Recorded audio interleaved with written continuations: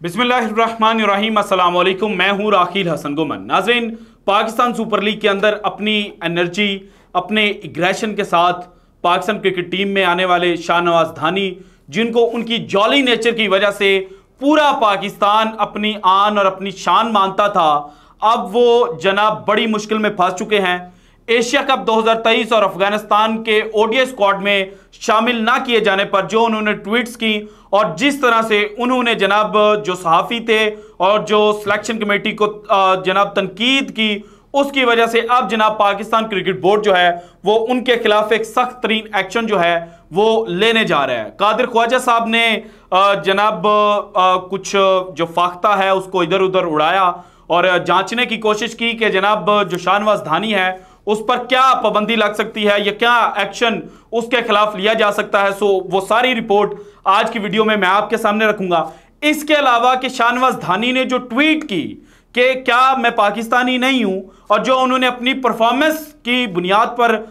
खुद को सिलेक्ट ना किए जाने का जनाब ढिंडोरा पीटा, तो आपके सामने सबसे पहले तो जनाब उनकी जो परफॉर्मेंस है और रिसेंट पास्ट के अंदर वो सामने रख देता हूं ताकि आपको पता चले कि क्या वाकई उनके साथ किसी किस्म की जो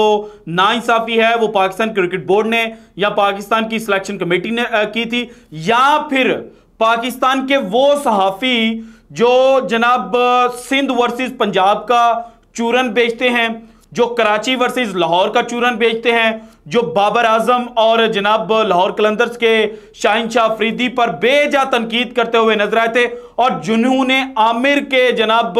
कंधों पर रखकर पाकिस्तान के कप्तान बाबर आजम पर बंदूकें चलाई थी, क्या शाहनवाज धानी उनके हाथों में खेल कर जनाब जलील हो गए हैं, ये भी आपके साथ शेयर करूंगा। तो सबसे पहले देखें कि एशिया कप 2023 और अफगानिस्तान की जो सीरीज है उसके लिए जो पाकिस्तान के पेसर सिलेक्ट हुए हैं, क्योंकि शाहनवाज धानी के बैट्समैन तो है नहीं, कोई ऑलराउंडर तो है नहीं, वो पेसर हैं। तो पेसर पाकिस्तान ने जो सिलेक्ट किए हैं वो हैं शाहीन शाह अफरीदी, नसीम शाह और हारिस रऊफ। इसके बाद अगर वसीम जूनियर का नाम लिया जाए या फहीम अशरफ की बात की जाए तो ये दोनों ऑलराउंडर्स की कैटेगरी में आते हैं। वसीम जूनियर जो है वो नीचे आकर बॉल को जनाब अच्छा स्ट्राइक कर लेते हैं, फहीम अशरफ भी अच्छा स्ट्राइक कर लेते हैं। सो जो पोजीशन जनाब बनती थी शाहनवाज धानी की, वो इन तीनों प्लेयर्स में से किसी एक जगह पर उनको सिलेक्ट किया जा सकता था। लेकिन अगर लिस्ट ए पाकिस्तानी पेसर्स की जनाब ये देखी जाए तो इसमें आप देखें कि नसीम शाह ने 13 मैचेस खेले, 25 विकेटें उन्होंने हासिल की, 16.96 की इनकी एवरेज है, जबकि 4.81 इनका इकॉनमी रेट है और स्ट्राइक रेट है 21.1। इसमें फिर सेकंड नंबर पर आते हैं शाहीन शाह अफरीदी, उसके बाद आते हैं जनाब हारिस रऊफ, फिर वसीम जूनियर, फिर फहीम अशरफ और फिर जमान खान जिनका नाम लिया जा रहा था। इसके बाद अगर देखा जाए तो जो रीसेंट परफॉर्मेंस इन्होंने दी, क्योंकि शाहनवाज धानी जो हैं वो जिम्बाब्वे जनाब जहां पर पाकिस्तान चाइनीज खेलने के लिए गई थी वहां पर भी टीम के साथ थे, और उससे भी अगर रीसेंट की बात की जाए तो इमर्जिंग एशिया कप में ये टीम के साथ थे। वहां पर जनाब इन्होंने मैचेस तो सिर्फ 3 खेले हैं, लेकिन उन मैचेस में इनकी परफॉर्मेंस कोई ज्यादा बेहतर नहीं थी। 3 मैचेस खेले, एक इंडिया के खिलाफ था और उसमें ये विकेटलेस रहे, एक यूएई के खिलाफ था उसमें इन्होंने जनाब 2 विकेटें जो थी वो हासिल की थी, और इसी तरह से एक छोटी टीम के खिलाफ इन्होंने 3 विकेटें हासिल की थी। सो शाहनवाज धानी ने 3 मैचेस खेलकर 5 विकेटें हासिल की, 20.80 इनकी एवरेज थी, जबकि इनका इकॉनमी रेट था 5.28 का। जबकि जो हाईएस्ट विकेट टेकर थे पाकिस्तान की तरफ से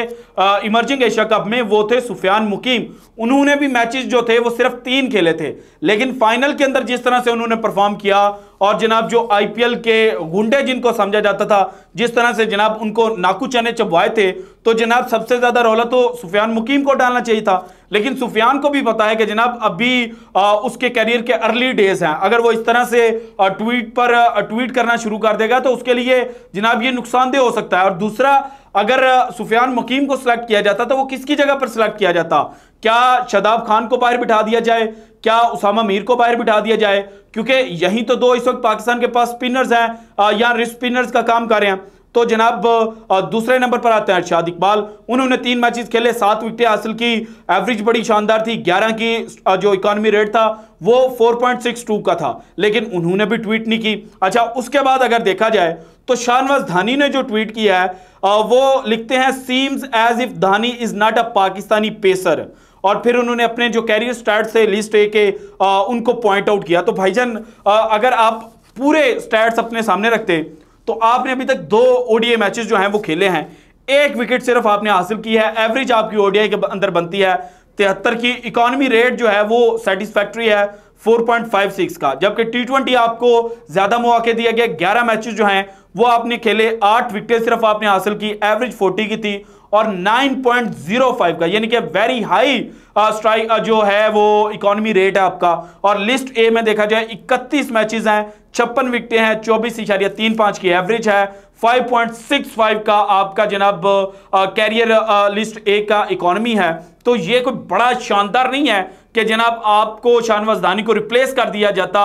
नसीम शाह के साथ, या हारिस रऊफ को बाहर बिठा दिया जाता, या शाहीन शाह अफरीदी को रिप्लेस कर दिया जाता। सो जनाब यहां पर जो ट्वीट की गई उसका कोई तुक नहीं था बनता। अब जनाब वो ट्वीट करवाई किसने? लाड़काना से ताल्लुक है जनाब शाहनवाज धानी का। और धानी जिस तरह से एक्टिव थे जब ये टीम के साथ ट्रैवल करते थे, जिस तरह से इनकी पिक्चर्स वायरल होती थी और जिस तरह से जनाब इनको पाकिस्तान की क्रिकेट टीम का फॉरेन मिनिस्टर तक कहा गया, मतलब ये बाकी टीमों के साथ बड़ा खुला डुला इंटरेक्ट करते थे, तो भाईजान आपको तो खुश होना चाहिए था कि आपको पूरा पाकिस्तान मोहब्बत दे रहा है। और आप जनाब जब क्रिकेट फील्ड पर उतरे हैं, अभी आप रिसेंटली जनाब जो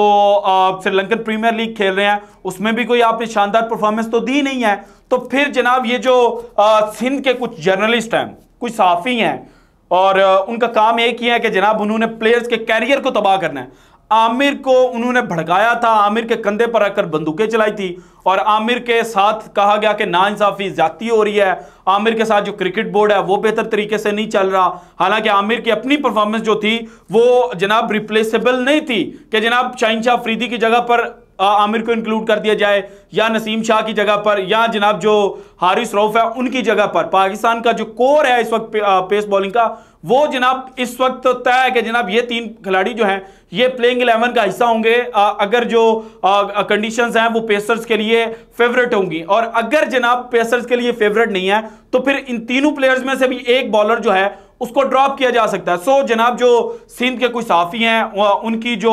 करम नवाजियां हैं या उनकी जो जनाब बुग्स है, उसकी वजह से शाहनवाज धानी जो हैं वो ट्वीट करने पर जनाब उनको करना पड़ गया और उनको ये कहा गया कि जनाब आपके साथ ज्यादती हो रही है, ये एक तासुर पैदा करने की कोशिश की, हालांकि ऐसा कुछ भी नहीं था। तो उसके बाद जब उनका ट्वीट सामने आया तो जो पाकिस्तान की जनाब पाकिस्तान क्रिकेट बोर्ड है वो शायद नहीं नाराज हुआ और पीसीबी की जो मैनेजमेंट है उन्होंने अपनी नाराजगी का इजहार किया। हालांकि अब जबकि मैं ये वीडियो रिकॉर्ड कर रहा हूं तो मुझे पता चला कि शाहनवाज धानी ने अपना जो ट्वीट किया हुआ था वो डिलीट कर दिया है, लेकिन फिर भी जनाब अब ये पाकिस्तान क्रिकेट बोर्ड पर मुनहिसर है कि वो इसको किस तरह से लेकर देखते हैं, क्योंकि पाकिस्तान क्रिकेट बोर्ड का जो लीगल डिपार्टमेंट है वो शाहनवाज धानी का जो ट्वीट है उसको लेकर जनाब बहस करेगा, उसको लेकर देखेगा कि जनाब क्या हमें सिर्फ जो शाहनवाज धानी है उसको एक नोटिस सर्व कर देना चाहिए या जनाब हमें कुछ रिकमेंडेशंस देनी चाहिए पाकिस्तान क्रिकेट बोर्ड को, ताकि आइंदा कोई भी खिलाड़ी जो है वो इस तरह से बेजा तनकीद जो है वो ना कर सके। So this is it from today's episode. अगर आपको वीडियो पसंद है तो लाइक कीजिएगा, ज्यादा से ज्यादा शेयर कीजिएगा, अपनी कीमती राय का इजहार लाजमी कीजिएगा और अगर आपने अभी तक चैनल को सब्सक्राइब नहीं किया तो कर दें। शुक्रिया, अल्लाह हाफिज।